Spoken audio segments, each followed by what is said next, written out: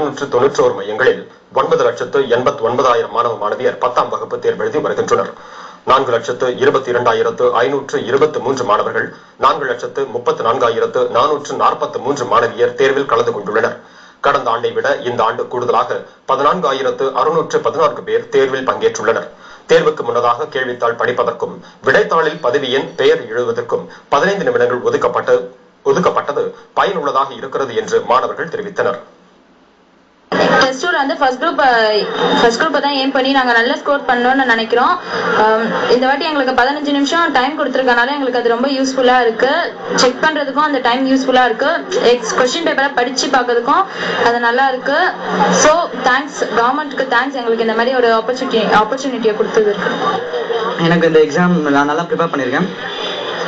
எனக்கு last 10 minutes break கொடுத்துருக்காங்க. ரொம்ப ஹோப்ஃபுல்லாக இருக்கும் எனக்கு ரிவைஸ் பண்ணுறதுக்கு. அதுதான் நான் அது நல்லா ப்ரிப்பேர் பண்ணியிருக்கேன். நல்ல மார்க் வாங்குங்கிறது நம்பிக்கை இருக்கு.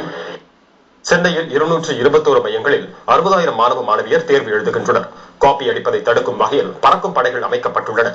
செய்தியாளருடன் பேசிய சென்னை மாவட்ட கல்வி அதிகாரி நரேஷ், பறக்கும் படையினர் மாணவர்களை தேவையின்றி தொந்தரவு செய்யக்கூடாது என்று உத்தரவிட்டுள்ளதாக கூறினார். பறக்கும் படையினர் மாணவர்களுக்கு எந்தவிதமான பாதிப்புக்கு உட்படுத்தாமல், மன சங்கடத்திற்கு உட்படுத்தாமல், சந்தேகத்திற்கு இடமளிக்கக்கூடிய மாணவர்களை மட்டும் தேவைப்படி அவர்கள் ஆய்வுக்கு உட்படுத்துவார்கள். இதன் மூலமாக அருகிலே இருக்கக்கூடிய எந்த ஒரு மாணவர்களும் எந்த விதமான பாதிப்பிற்கும் உட்படுத்தப்படக்கூடாது என்கின்ற செய்தியினை நாங்கள் வலியுறுத்தி சொல்லியிருக்கின்றோம்.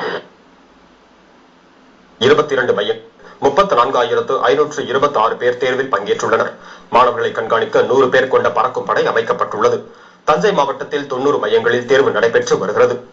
தஞ்சாவூர் அரசு மேல்நிலைப் பள்ளியில் நடைபெற்ற தேர்வை பார்வையிட்ட மாவட்ட ஆட்சியர் பொறுப்பு வகிக்கும் கருணாகரன், தேர்வெழுதும் மாணவர்களுக்கு குடிநீர் உள்ளிட்ட அடிப்படை வசதிகள் செய்யப்பட்டுள்ளன என்றார்.